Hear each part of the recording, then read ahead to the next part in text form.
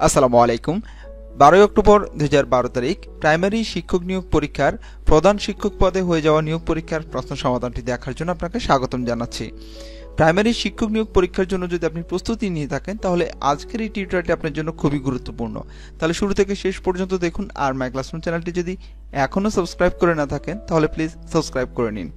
চলুন শুরু করা যাক। প্রথম প্রশ্নটি হচ্ছে, বনি আদম কাব্যগ্রন্থটির রচয়িতা কে? বনি আদম কাব্যগ্রন্থটির রচয়িতা হচ্ছে গোলাম মোস্তফা।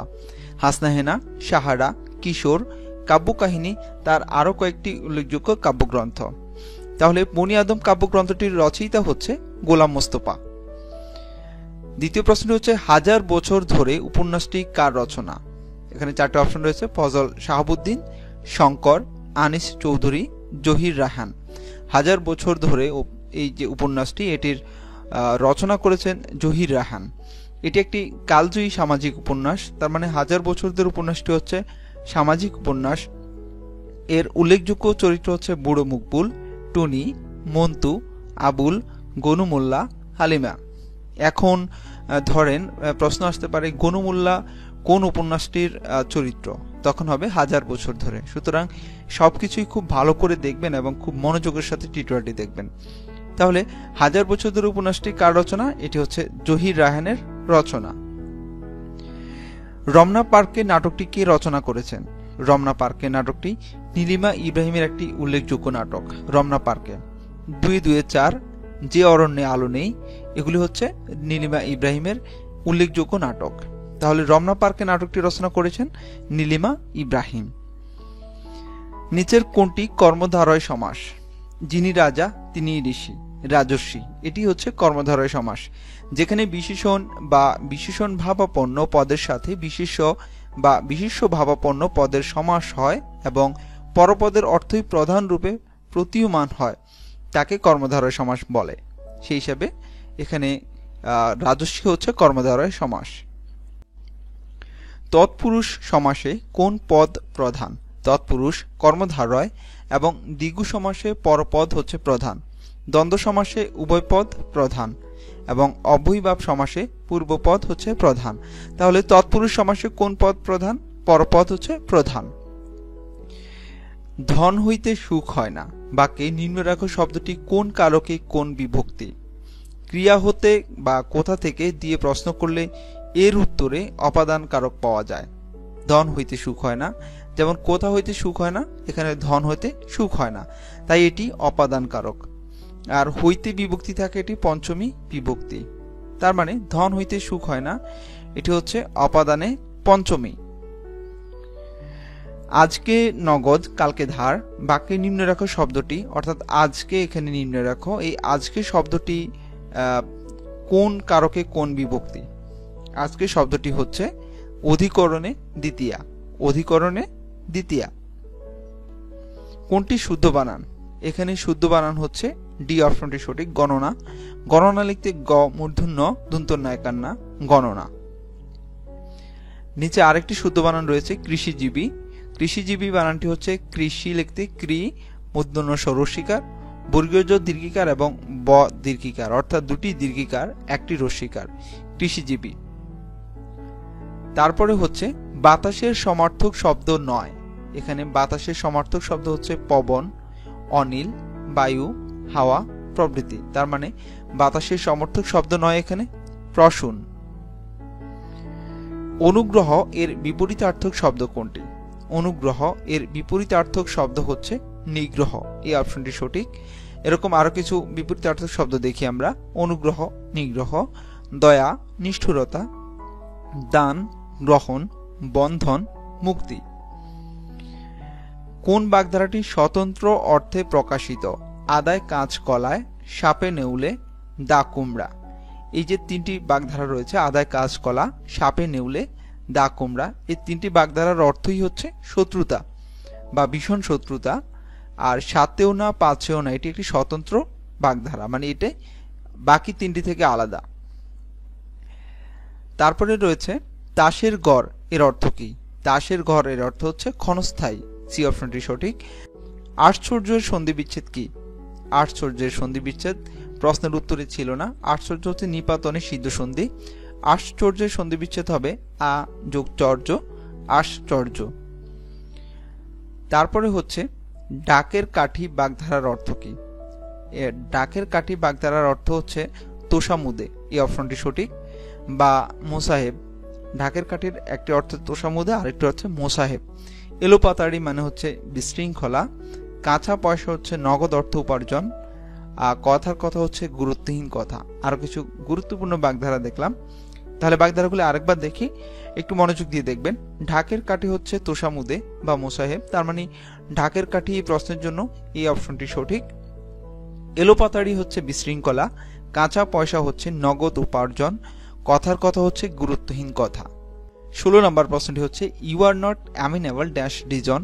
বাক্যের শূন্যস্থানে সঠিক কোন শব্দটি বসবে? শূন্যস্থানে বসবে টু।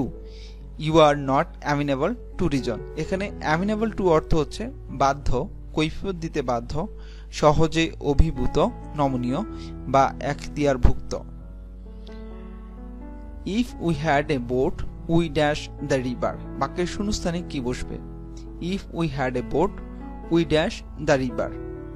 কন্ডিশনাল সেন্টেন্সের নিয়ম অনুসারে ইফ এর পর পাস্ট ইনডিফিনিট টেন্স থাকলে অন্য অংশটিতে সাবজেক্ট অতঃপর উড, কুড, মাইট এবং ভার্বের বেস ফর্ম হয়। সেই হিসেবে এখানে বসবে উড ক্রস, অর্থাৎ if we had a boat we would cross the river. এখানে সি অপশনটি সঠিক। ডার্ক হর্সের অর্থ কি? ডার্ক হর্সের অর্থ হচ্ছে অপ্রত্যাশিত বা অজ্ঞাত ব্যক্তি। এখানে প্রথমে এই অপশনে রয়েছে dark coloured horse. Dark coloured horse হচ্ছে কালো বা গাঢ় রঙের ঘোড়া। A person about whose past nothing is known. এর অর্থ হচ্ছে যে ব্যক্তির অতীতের কোনো পরিচয় জানা যায়নি। অ্যারাবিয়ান হর্স হচ্ছে আরবের ঘোড়া, আর লার্জ হর্স হচ্ছে বিশাল ঘোড়া। তাহলে এখানে ডার্ক হর্স হচ্ছে যে ব্যক্তির অতীতের কোনো পরিচয় জানা যায়নি, তার মানে বি অপশনটি সঠিক।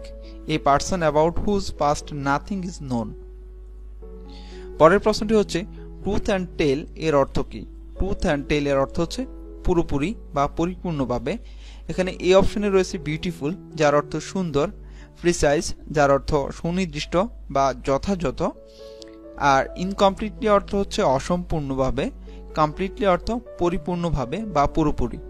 সেই হিসাবে ট্রুথ অ্যান্ড নেলের অর্থ হচ্ছে ডি অপশন, কমপ্লিটলি। কোনটি শুদ্ধ বানান? এখানে শুদ্ধ বানান হচ্ছে ডি অপশনে COMMI কমিশন। কর্ম সম্পাদনের তদন্ত কার্যে নিযুক্ত ব্যক্তি বা ব্যক্তিবর্গ। Synonym of the word encounter is. Encounter অর্থ হচ্ছে বিরোধিতা করা বা দুপক্ষের মধ্যে প্রবল সংঘর্ষ, ইনকাউন্টার। তাহলে এর সিনোনিম বা একই রকম কোন শব্দটি দেখি? ব্যাটেল অর্থ বিরোধিতা করা, তার মানে ইনকাউন্টারের সিনোনিম হচ্ছে ব্যাটেল, এই অপশনটি সঠিক।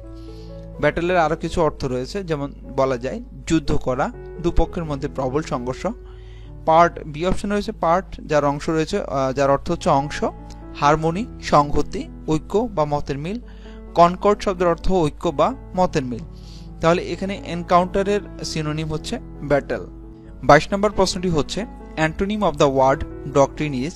এখানে ডক্ট্রিন শব্দের অর্থ হচ্ছে তত্ত্ব, বিশ্বাস বা মতবাদ। এতে রয়েছে বিলিভ, যার অর্থ বিশ্বাস, আস্থা বা প্রত্যয়। বিতে ফেথ, ফেথ অর্থ হচ্ছে বিশ্বাস, সততা বা নিষ্ঠা। আর ইরোর অর্থ হচ্ছে ভুল বা ভুল বিশ্বাস, ভ্রান্ত মতবাদ। থিওরি অর্থ তত্ত্ব বা মতবাদ। তাহলে antonym of the word doctrine is, ডক্ট্রিনের বিপরীত হয় এখানে সি অপশন, ইরর। ইরর হচ্ছে ভুল বা ভুল বিশ্বাস বা ভ্রান্ত মতবাদ। আমরা এখানে ভুল করে ডি অপশনটি দিয়েছি, আমরা দুঃখিত।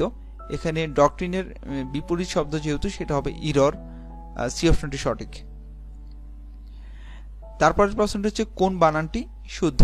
এখানে শুদ্ধ বানানটি হচ্ছে B option, EM BA RRA SSMENT, embarrassment.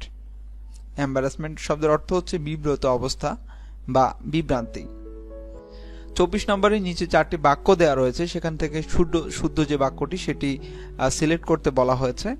শুদ্ধ বাক্যটি হচ্ছে এই অপশনে Sohel is taller than I, এটি শুদ্ধ বাক্য। পরের প্রশ্নটিতে রয়েছে আরেকটি শুদ্ধ বাক্য সিলেক্ট করতে বলা হয়েছে। নিচে যথারীতি 4টি বাক্য দেওয়া রয়েছে, সঠিক বাক্যটি হচ্ছে has he got the information. D অপশনটি সঠিক। 26 নম্বর প্রশ্নে রয়েছে the manager said to the strikers resume your work. বাক্যের ইনডিরেক্ট স্পিচ হচ্ছে the manager ordered the strikers to resume their work. He said to me which book do you want. সে আমাকে বলল কোন বইটি তুমি চাও। বাক্যের ইনডিরেক্ট স্পিচ হচ্ছে এখানে এটি হচ্ছে প্রথমত খেয়াল রাখতে হবে এটি ইন্টারোগেটিভ বা প্রশ্নবোধক বাক্য, আর প্রশ্নবোধক বাক্যের ক্ষেত্রে সেইডের পরিবর্তে আস্কড বসে। তাহলে আমরা দেখি যদি এই প্রশ্নটির এ অপশনে সেইড আছে, সেইডের পরিবর্তে সেইডই আছে, কিন্তু বি অপশনে আস্কড রয়েছে এবং ডি অপশনে আস্কড রয়েছে। তাহলে বলা হয়েছে সেইডের পরিবর্তে কি বসবে, আস্কড বসবে, কিন্তু আস্কডের পরিবর্তে পরে টু বসে না। তাহলে বি অপশনে হি আস্কড টু মি, আস্কডের পর টু বসা হয়েছে, তার ফলে এটি সঠিক নয়। তাহলে কোনটি সঠিক? তাহলে সঠিক হচ্ছে D option, he asked me which book I wanted. সঠিক উত্তরটি হচ্ছে D option, he asked me which book I wanted. 28 নম্বর প্রশ্ন হচ্ছে the pill test is bitter. বাক্যের প্যাসিভ ভয়েস হচ্ছে the pill is bitter when it is tested, অর্থাৎ এই অপশনটি সঠিক। 29 নম্বর প্রশ্ন রয়েছে দ্য বার্ড সিংস সুইটলি। বাক্যে সুইটলি শব্দটি হচ্ছে কি? সুইটলি শব্দটি হচ্ছে অ্যাডভার্ব। সুইটলি শব্দটি একটি অ্যাডভার্ব। কেন অ্যাডভার্ব? কারণ যে ওয়ার্ড দ্বারা নাউন প্রোনাউন ব্যতীত অন্য কোনো শব্দ, বাক্য বা বাক্যাংশকে মডিফাই করে সেগুলিকে অ্যাডভার্ব বলে।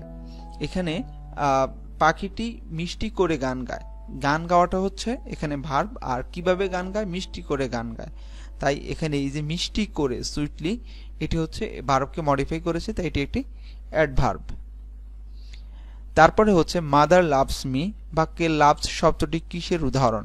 এটি ট্রানজিটিভ ভার্বের উদাহরণ। ট্রানজিটিভ ভার্ব হচ্ছে সমাপিকা ক্রিয়া যা সম্পূর্ণরূপে মনের ভাব প্রকাশ করে, অর্থ প্রকাশ করে। ইনট্রানজিটিভ ভার্ব অসমাপিকা ক্রিয়া যা সম্পূর্ণ বাক্যে অর্থ প্রকাশ করে না। মাদার লাভস মি এখানে সম্পূর্ণ অর্থটাই প্রকাশ করেছে যে মা আমাকে ভালোবাসে, সুতরাং এটি হচ্ছে ট্রানজিটিভ ভার্ব। পরে যে প্রশ্নটি রয়েছে সেটি ছিল গণিত থেকে।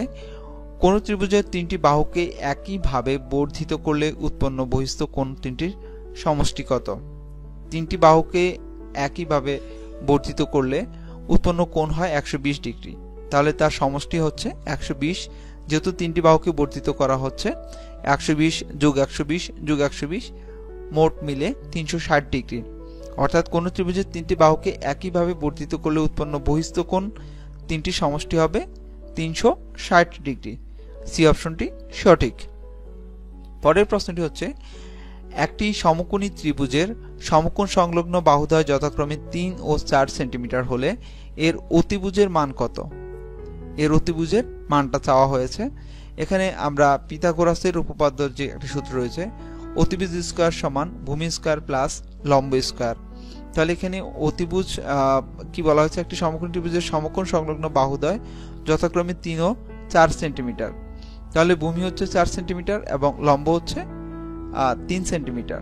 তাহলে অতিভুজ স্কয়ার সমান ভূমি স্কয়ার প্লাস লম্ব স্কয়ার। ভূমির জায়গায় যদি আমরা 4 দিয়ে দিই এবং লম্বের জায়গায় যদি 3 দিয়ে দিই, তাহলে 4 স্কয়ার যোগ 3 স্কয়ার, এখানে 4 4 16 আর 3 3 9। তাহলে অতিভুজ সমান কি হয়? 25 স্কয়ার। এখানে অতিভুজের যে এটা বর্গ, এদিকে বর্গ করে দিলে 5 হয়, তার মানে অতিভুজ সমান কত হয়? 5 সেন্টিমিটার। তাহলে সেই ক্ষেত্রে সঠিক উত্তরটি হচ্ছে এই অপশন, 5 সেন্টিমিটার। পরের প্রশ্নটি হচ্ছে 9a square plus 16b square রাশিটির সাথে কোনটি যোগ করলে পূর্ণবর্গ হবে? তাহলে এখানে 9a square plus 16b square এটাকে যদি ভাঙাই তাহলে 3a square plus 4b square করা যায়। এরপরে যদি আমরা এটাকে একটা সূত্র করার চেষ্টা করি, a plus b whole square সূত্র, এটাকে a ধরি এবং এটাকে b ধরি। যদি এখানে a plus b whole square নেই, ধরুন আমরা অঙ্ক করার জন্য করছি, তাহলে a plus b whole square সূত্র হয় কি, 3a মানে a স্কয়ার প্লাস সূত্রে 2, 3a মানে a আর 4b মানে b, তার মানে a square plus 2ab plus আর 4b স্কয়ার মানে b স্কয়ার। তাহলে আমাদের কাছে আমরা বাড়তি লিখলাম কত? আমরা এখানে 3a স্কয়ার তো আগে ছিলই তাই লিখছি, আর এখানে প্লাস 4b স্কয়ার বাড়তি ছিল, এটা আমরা যা ছিল তাই লিখছি। বাড়তি লিখেছি যে মাঝের যে অংশটুকু, অর্থাৎ 3 দুগুণা 6, 4 6 24, আর 24 এবি, এটাকে আমরা বাড়তি লিখেছি। তাহলে আমরা এটাকে মাইনাস করে দিই, -24 এবি। তাহলে এই 24 এবি থেকে এই 24 এবি গেলে আর থাকে কি 3a square plus 4b square, এই লাইনটি থাকে। তার মানে কোন রকম পরিবর্তন আমরা করিনি, শুধু এটাকে সূত্রে ফেলানোর জন্য আমরা একটা এখানে বাড়তি করে মাঝে লিখেছি, আবার সেটা শেষে বিয়োগও করে দিয়েছি। তারপরে যদি আমরা এখন এটাকে দেখি, a square plus 2ab plus b square সূত্র অনুযায়ী, তাহলে a plus b whole square minus এই যে যথারীতি 24 এবি।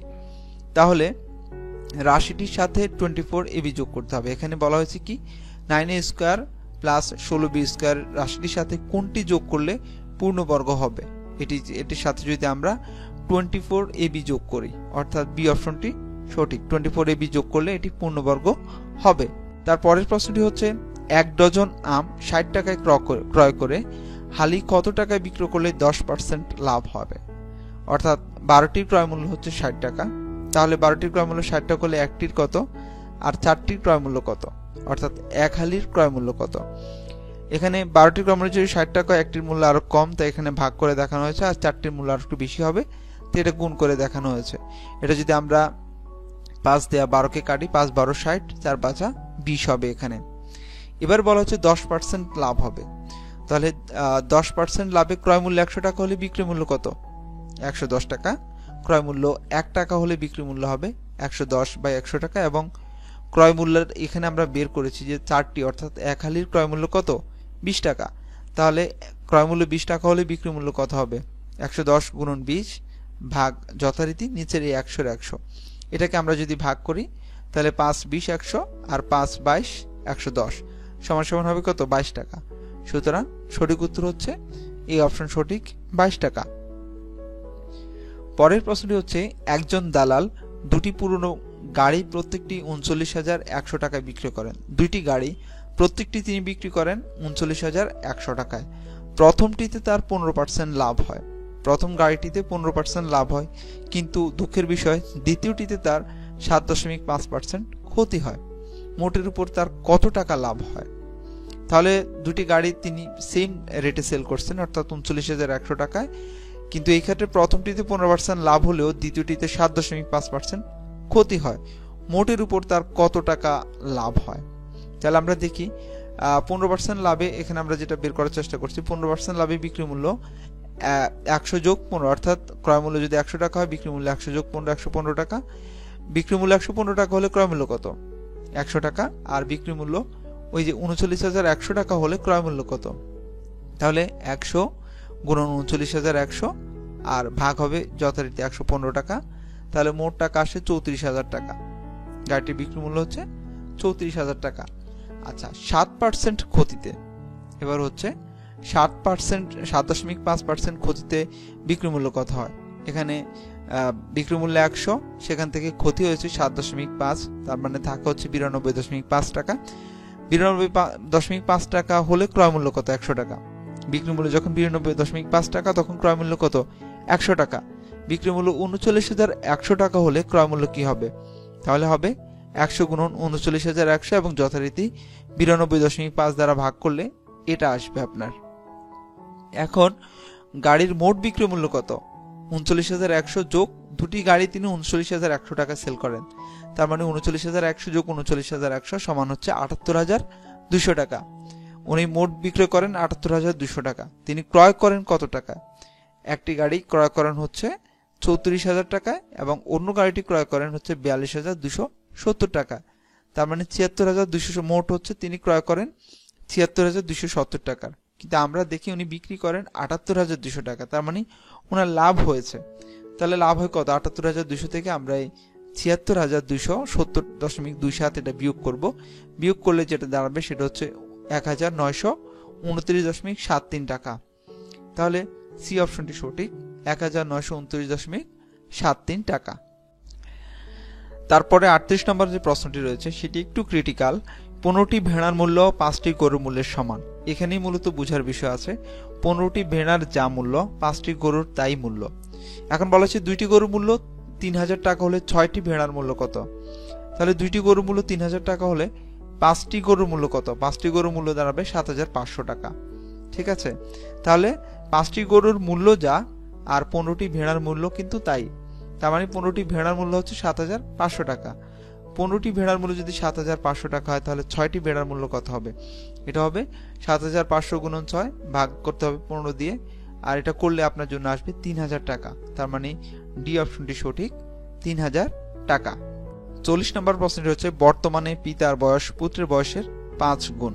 3 বছর পরে পিতার বয়স পুত্রের বয়সের 4 গুণ হয়। পিতা ও পুত্রের বয়স কত?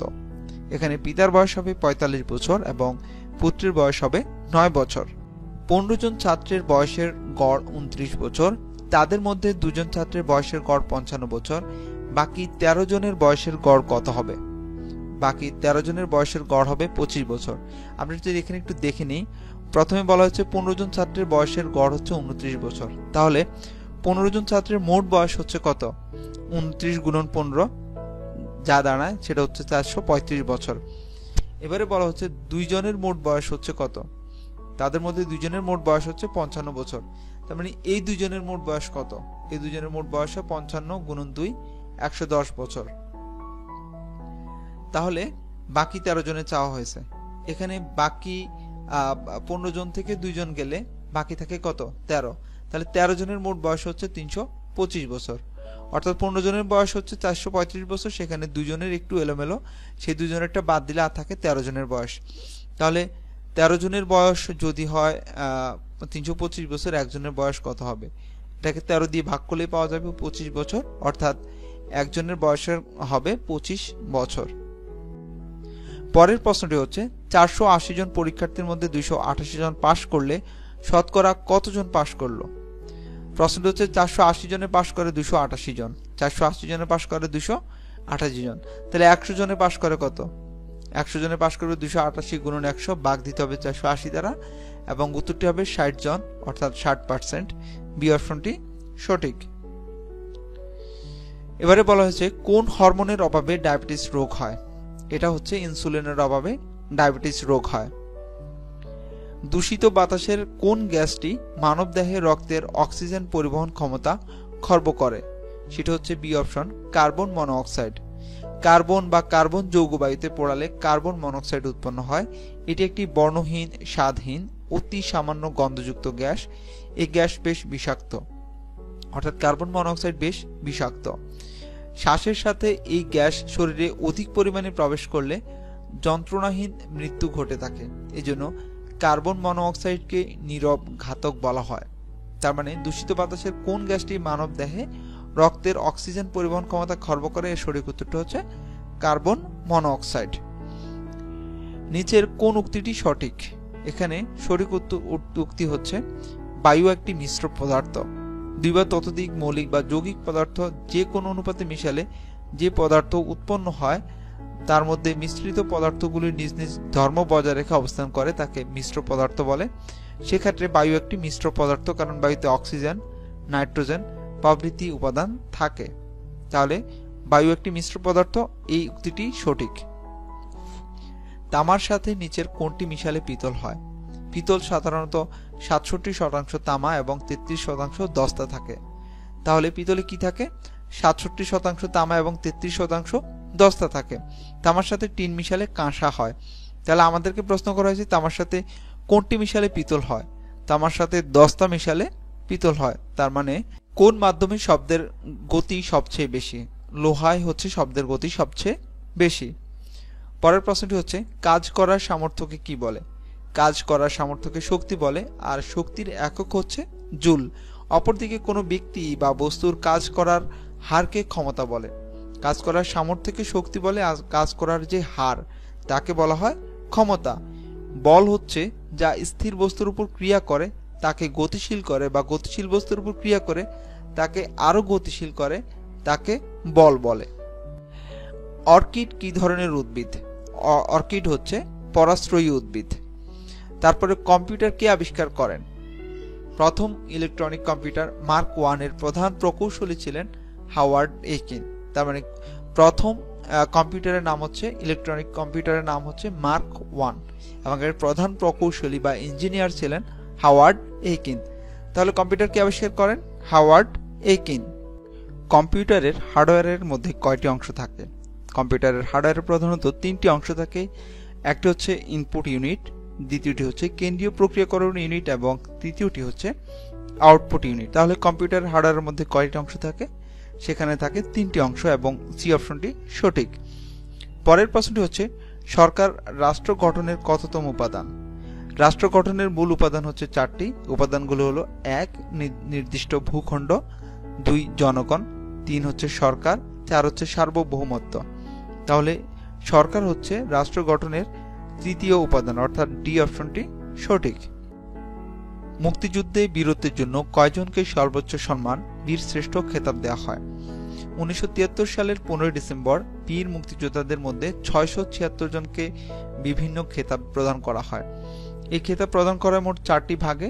এর মধ্যে সর্বোচ্চ ভাগ হচ্ছে, অর্থাৎ সর্বোচ্চ খেতাব হচ্ছে বীরশ্রেষ্ঠ, এবং এই ভাগে মোট 7 জনকে প্রদান করা হয়। 676 জনের মধ্যে 7 জনকে বীরশ্রেষ্ঠ খেতাব দেওয়া হয়। 7 জনের মাঝে 3 জন ছিলেন সেনাবাহিনী, 2 জন ছিলেন ইপিআর এবং 1 জন ছিলেন নৌবাহিনী, 1 জন হলো বিমান বাহিনীর সদস্য। এই হলো মোট 7 জন। তার মানে মুক্তিযুদ্ধে বীরত্বের জন্য কয়জনকে সর্বোচ্চ সম্মান বীরশ্রেষ্ঠ খেতাব দেওয়া হয়? সঠিক উত্তর হচ্ছে বি অপশন, 7 জন। বীরশ্রেষ্ঠ হামিদুর রহমানের পদবি কি ছিল? বীরশ্রেষ্ঠ হামিদুর রহমানের পদবি ছিল, আমরা এখানে আরেকটু দেখে নিই। বীরশ্রেষ্ঠ হামিদুর রহমান 1953 সালের 2 ফেব্রুয়ারি ঝিনাইদহ জেলায় জন্মগ্রহণ করেন। প্রশ্ন এরকম আসতে পারে, বীরশ্রেষ্ঠ হামিদুর রহমান কত সালে জন্মগ্রহণ করেন? তিনি হচ্ছে 1953 সালের 2 ফেব্রুয়ারি জন্মগ্রহণ করেন। কোন জেলায় জন্মগ্রহণ করেন? সেক্ষেত্রে উত্তর হচ্ছে ঝিনাইদহ জেলায় জন্মগ্রহণ করেন। 1971 সালের 28 অক্টোবর মৌলভীবাজারের কমলগঞ্জে সম্মুখ যুদ্ধে শহীদ হন। তিনি শহীদ হন মৌলভীবাজারের, এবং 1971 সালের 28 অক্টোবর। নূর মোহাম্মদ শেখ, এবার দেখে নিব বীরশ্রেষ্ঠদের মধ্যে কার কি পদবি ছিল। নূর মোহাম্মদ শেখের পদবি ছিল ল্যান্স নায়েক, মুন্সি আব্দুর রৌফের পদবি ছিল ল্যান্স নায়েক, মহিউদ্দিন জাহাঙ্গীর পদবি ছিল ক্যাপ্টেন, রুহুল আমিন পদবি ছিল ইঞ্জিন রুম আর্টিফিসার, মোহাম্মদ মুস্তফা কামাল সিপাহী, মতিউর রহমান ফ্লাইট লেফটেন্যান্ট এবং মোহাম্মদ হামিদুর রহমান তার পদবি ছিল সিপাহী। তার মানে বীরশ্রেষ্ঠ হামিদুর রহমানের পদবি ছিল সি অপশন, সিপাহী। এটি সঠিক উত্তর। পরের প্রশ্নটি হচ্ছে উন্নত প্রথায় শিক্ষা দেওয়া বলতে কি বোঝায়? শিক্ষা গ্রহণে সাহায্য। শিক্ষা গ্রহণে সাহায্য। শিক্ষক সবচেয়ে বেশি শিখতে পারেন কার কাছ থেকে? প্রধান শিক্ষক, বই, শুভানুধ্যায়ী, ছাত্র। শিক্ষক সবচেয়ে বেশি শিখতে পারেন বইয়ের কাছ থেকে। পরের প্রশ্নটি হচ্ছে 1, 2, 3, 5, 8, 13, 21, 34 ধারাটির পরবর্তী সংখ্যা কত? একটু যদি খেয়াল করেন তাহলে দেখবেন 1 যোগ 2 সমান 3, আবার 2 যোগ 3 সমান 5, 5 যোগ 3 সমান 8, 8 যোগ 5 সমান 13। তার মানে কি? তার মানে হচ্ছে পূর্ববর্তী দুটি পদ যোগ করলে, অর্থাৎ ওই পদ এবং তার পূর্ববর্তী আরেকটি পদ যোগ করলে পরের পদটি পাওয়া যায়। তাহলে 21 যোগ 34, এখানে 21 যোগ 34 এটা যোগ করলে হয় 55। তার মানে ধারাটির পরবর্তী সংখ্যা হচ্ছে বি অপশন, 55। চন্দ্র ও সূর্য জলস্থলকে আকর্ষণ করে বলে পানি ফুলে ওঠে। পানির এই ফুলে ওঠাকে কি বলে? পানির এই ফুলে ওঠাকে বলা হয় জোয়ার, আর পানি যখন নেমে যায় তাকে বলা হয় ভাটা। কোন স্থানে নির্দিষ্ট স্থানে দিনে 2 বার জোয়ার হয়, আর জোয়ারের 6 ঘন্টা 13 মিনিট পরে ভাটা হয়। তাহলে চন্দ্র ও সূর্য জলস্থলকে আকর্ষণ করে বলে পানি ফুলে ওঠে। পানির এই ফুলে ওঠাকে বলা হয় জোয়ার এবং নেমে যাওয়াকে বলা হয় ভাটা। 62 নম্বর প্রশ্নটি হচ্ছে এশিয়ার দক্ষিণ ভাগ দিয়ে অতিক্রম করেছে কোনটি? কর্কট ক্রান্তি রেখা। এশিয়ার দক্ষিণ ভাগ দিয়ে অতিক্রম করেছে কর্কট ক্রান্তি রেখা। নিরক্ষরেখা হতে 23.5 ডিগ্রি উত্তর অক্ষাংশকে কর্কট ক্রান্তি রেখা বলে। তার মানে কর্কট ক্রান্তি রেখা হচ্ছে নিরক্ষরেখা হতে 23.5 ডিগ্রি উত্তর অক্ষাংশকে কর্কট ক্রান্তি রেখা বলে। মেরু রেখা বা অক্ষের উত্তর প্রান্ত বিন্দুকে বলা হয় সুমেরু। এর অক্ষাংশ হচ্ছে 90 ডিগ্রি উত্তর। মেরু রেখা বা অক্ষের দক্ষিণ প্রান্ত বিন্দুকে বলা হয় কুমেরু। তাহলে কুমেরু বলা হয় মেরু রেখা বা অক্ষের দক্ষিণ প্রান্ত বিন্দুকে, আর এর অক্ষাংশ হচ্ছে 900 ডিগ্রি দক্ষিণ। তাহলে মেরু রেখা বা অক্ষের উত্তর প্রান্ত বিন্দুকে বলা হয় সুমেরু। পরের প্রশ্নটি হচ্ছে পৃথিবীর নিজ অক্ষে আবর্তনের দিক কোন দিক হতে? পৃথিবী নিজ মেরু রেখায় পশ্চিম হতে পূর্ব দিকে আবর্তন করতে 24 ঘন্টা সময় নেয়, অর্থাৎ পশ্চিম হতে পূর্ব দিকে। বি অপশনটি সঠিক। পৃথিবী নিজ অক্ষে পশ্চিম হতে পূর্ব দিকে আবর্তন করে। পৃথিবীর এই গতিকে, অর্থাৎ যে 24 ঘন্টা সময় নেয়, একে বলা হয় আর্নিক গতি। এজন্যই সূর্য পূর্ব দিকে উদিত হয়। তাহলে পৃথিবী নিজ অক্ষে আবর্তনের দিক হচ্ছে পশ্চিম দিক হতে পূর্ব দিক। প্রধান নির্বাচন কমিশনারের মেয়াদকাল কত? প্রধান নির্বাচন কমিশনারের মেয়াদকাল হচ্ছে 5 বছর। বাংলাদেশের সংবিধানের 118-3 অনুচ্ছেদ নং অনুযায়ী নির্বাচন কমিশনারের মেয়াদ হচ্ছে 5 বছর। বাংলাদেশের 12তম বা বর্তমান প্রধান নির্বাচন কমিশনার হচ্ছে এম নুরুল হুদা। ঢাকার বিখ্যাত তারা মসজিদ তৈরি করেন কে? তারা মসজিদ পুরান ঢাকার আরমানিটোলায় আবুল খয়রাত সড়কে অবস্থিত। পুরো মসজিদটি ছিল 3 গম্বুজ বিশিষ্ট। 1987 সালে 3 গম্বুজ থেকে এটিকে 5 গম্বুজ করা হয়। ঢাকার বিখ্যাত এই তারা মসজিদ নির্মাণ করেন মির্জা আহমেদ খান। বি অপশনটি সঠিক। মির্জা আহমেদ খান তারা মসজিদ নির্মাণ করেন। বাংলাদেশে চীনামাটির সন্ধান পাওয়া গেছে কোথায়? বাংলাদেশে সর্বপ্রথম 1957 সালে নেত্রকোনা জেলার দুর্গাপুর উপজেলার বিজয়পুরে চীনামাটির সন্ধান পাওয়া যায়। এছাড়া নওগাঁর পত্নীতলা, দিনাজপুরের মধ্যপাড়া ও বড়পুকুরিয়া, জয়পুরহাটের 5 বিবিতে চীনামাটির সন্ধান পাওয়া যায়। তার মানে নিচে বাংলাদেশে চীনামাটির সন্ধান পাওয়া গেছে, সেটি হচ্ছে বিজয়পুরে। বি অপশনটি সঠিক। হিজরি সাল গণনা শুরু হয় কোন সালে? মহানবী হযরত মুহাম্মদ সাল্লাল্লাহু আলাইহি সাল্লাম 622 খ্রিস্টাব্দে মক্কা থেকে মদিনায় হিজরত করেন। এই ঘটনাকে চিরস্মরণীয় করে রাখার উদ্দেশ্যেই হিজরি সাল গণনার সূচনা। তার মানে 622 খ্রিস্টাব্দে মহানবী যখন হিজরত করে মদিনায় যান, এই ঘটনাকে ধরে রাখার জন্যই বা স্মরণীয় করে রাখার জন্যই তখন থেকে হিজরি সাল গণনা করা হয়। ইসলামের দ্বিতীয় খলিফা হযরত ওমর রাদিয়াল্লাহু, অর্থাৎ ইসলামের দ্বিতীয় খলিফাকে হযরত ওমর রাদিয়াল্লাহু, তার শাসন আমলে চন্দ্র মাসের হিসেবে এই পঞ্জিকা প্রবর্তন করা হয়। তার মানে হিজরি সাল গণনা শুরু হয় 622 খ্রিস্টাব্দে বা 622 সালে। প্রথম বিশ্বযুদ্ধ শুরু হয় কোন সালে? প্রথম বিশ্বযুদ্ধ শুরু হয় 28 জুলাই 1914 সালে। তার মানে বি অপশনটি সঠিক এবং শেষ হয় 11 নভেম্বর 1918 সালে। 28 জুলাই 1914 সালে শুরু হয়ে সেটি শেষ হয় 11 নভেম্বর 1918 সালে। প্রথম বিশ্বযুদ্ধে মিত্র শক্তি ছিল ব্রিটেন, ফ্রান্স, সার্বিয়া, বেলজিয়াম এবং রাশিয়া।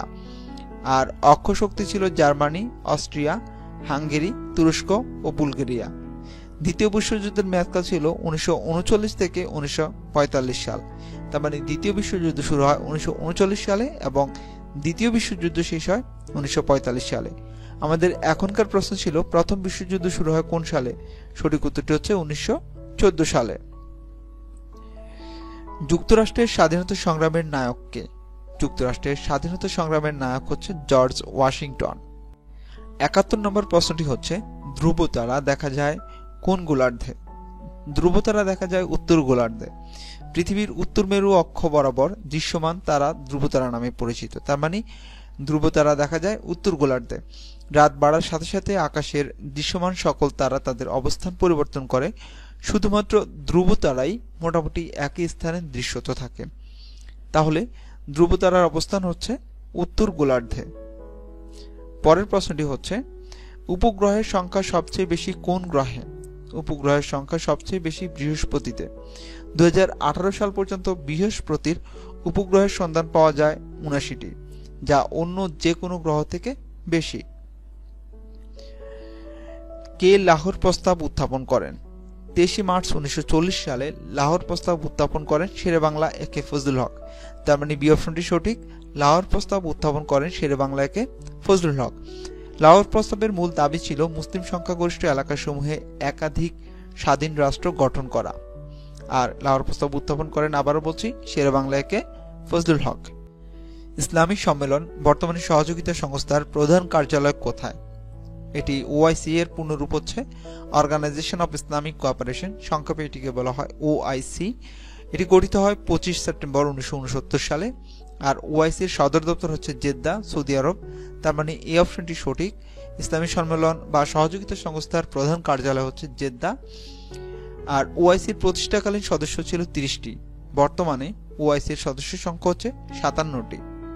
ডেইলি মিরর পত্রিকা কোথা থেকে প্রকাশিত হয়? এটি একটি ব্রিটিশ পত্রিকা। পত্রিকাটি 1903 সালে প্রতিষ্ঠিত হয়। তার মানে ডেইলি মিরর প্রকাশিত হয় লন্ডন থেকে। এর প্রধান কার্যালয় লন্ডনে। ডেইলি মিররের প্রতিষ্ঠাতা হচ্ছে আলফ্রেড হ্যামসওয়ার্থ। যুক্তরাজ্যের আরও কিছু দৈনিক হলো দ্য গার্ডিয়ান, ডেইলি স্টার এবং সাপ্তাহিক পত্রিকার মধ্যে উল্লেখযোগ্য হচ্ছে দ্য ইকোনমিস্ট, সানডে টাইমস। তার মানে ডেইলি মিরর প্রকাশিত হয় লন্ডন থেকে। 76 নম্বর প্রশ্ন হচ্ছে বেতার যন্ত্র আবিষ্কার করেন কে? এখানে 4টি অপশন রয়েছে। প্রথমে রয়েছে Jagadish Chandra Bose, Graham Bell, Faraday, Marconi.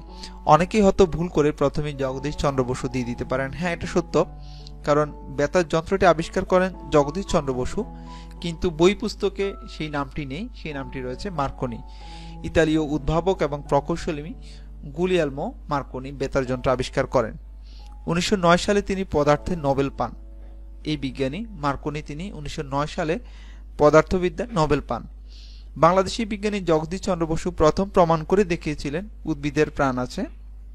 এছাড়াও তিনি প্রথম রেডিও আবিষ্কার করেছিলেন, কিন্তু স্বীকৃতি পাননি। অর্থাৎ জগদীশ চন্দ্র বসু রেডিও আবিষ্কার করেছেন সত্য, কিন্তু তিনি স্বীকৃতি পাননি, পেয়েছেন মার্কনি। পরের প্রশ্নটি হচ্ছে বৈদ্যুতিক ক্ষমতার একক কি? প্রতি সেকেন্ডে 1 জুল কাজ করার ক্ষমতাকে 1 ওয়াট বলে। তার মানে বৈদ্যুতিক ক্ষমতার একক হচ্ছে ওয়াট। বৈদ্যুতিক ক্ষমতার একক হচ্ছে ওয়াট। রোধ পরিমাপের একক হচ্ছে ওহম। এখানে এই অপশনে ওহম রয়েছে। ওহম হচ্ছে রোধ পরিমাপের একক। বিদ্যুৎ প্রবাহের একক হচ্ছে অ্যাম্পিয়ার। ডি অপশনটিতে যে অ্যাম্পিয়ার রয়েছে সেটা হচ্ছে বিদ্যুৎ প্রবাহের একক। আর তড়িৎ বিভব পার্থক্য, তড়িৎ চালক বল, ভোল্টেজ, বৈদ্যুতিক বিভবের একক হচ্ছে ভোল্ট। আমরা এখানে জানবো বৈদ্যুতিক ক্ষমতার একক কি, সেটি হচ্ছে ওয়াট। অ্যানিমিয়া রোগ হয় কিসের অভাবে? লৌহ রক্তের একটি প্রধান উপাদান। একজন প্রাপ্তবয়স্ক পুরুষের শরীরে 9 mg এবং স্ত্রী লোকের শরীরে 28 mg লৌহের প্রয়োজন হয়। লৌহের অভাবে অ্যানিমিয়া রোগ হয় এবং অ্যানিমিয়া রোগটির অপর নাম হচ্ছে রক্ত স্বল্পতা। তার মানে অ্যানিমিয়া রোগ হয় লৌহের অভাবে বা রক্ত স্বল্পতা রোগ হয় লৌহের অভাবে। এটার এই অপশনটি সঠিক। পরের প্রশ্নটি হচ্ছে কোন রক্ত গ্রুপকে সার্বজনীন গ্রহীতা বলে? এবি গ্রুপ সব গ্রুপ থেকে রক্ত নিতে পারে, কারণ এই গ্রুপে কোনো অ্যান্টিবডি নেই। অর্থাৎ এবি গ্রুপে কোনো অ্যান্টিবডি নেই, শুধু অ্যান্টিজেন থাকে। আবার ও রক্ত গ্রুপকে সার্বজনীন দাতা বলে, কারণ এ গ্রুপে সব অ্যান্টিবডি থাকে কিন্তু কোনো অ্যান্টিজেন থাকে না। তার মানে কোন রক্ত গ্রুপকে সর্বজনীন গ্রহীতা বলে? সর্বজনীন গ্রহীতা হচ্ছে এবি রক্ত গ্রুপ এবং সর্বজনীন দাতা হচ্ছে ও রক্ত গ্রুপ। তাহলে এখানে প্রশ্ন ছিল কোন রক্ত গ্রুপকে সর্বজনীন গ্রহীতা বলে? এখানে সি অপশনটি সঠিক, এবি রক্ত গ্রুপকে সর্বজনীন গ্রহীতা বলে। আজ এই পর্যন্তই। এতক্ষণ পর্যন্ত আমাদের সাথে থাকার জন্য আপনাকে অসংখ্য ধন্যবাদ জানাচ্ছি। যদি টিউটোরিয়ালটি ভালো লাগে বা আপনি যদি প্রাইমারি শিক্ষক নিয়োগ পরীক্ষার জন্য প্রস্তুতি নিয়ে থাকেন, তাহলে অবশ্যই মাই ক্লাসরুম চ্যানেলটি সাবস্ক্রাইব করবেন, কারণ ক্রমাগতই আমরা প্রাইমারি শিক্ষক নিয়োগ পরীক্ষার জন্য টিউটোরিয়াল দিয়ে যাব। আশা করছি এখান থেকে আপনাদের উপকারে আসবে। ভালো থাকবেন। আসসালামু আলাইকুম।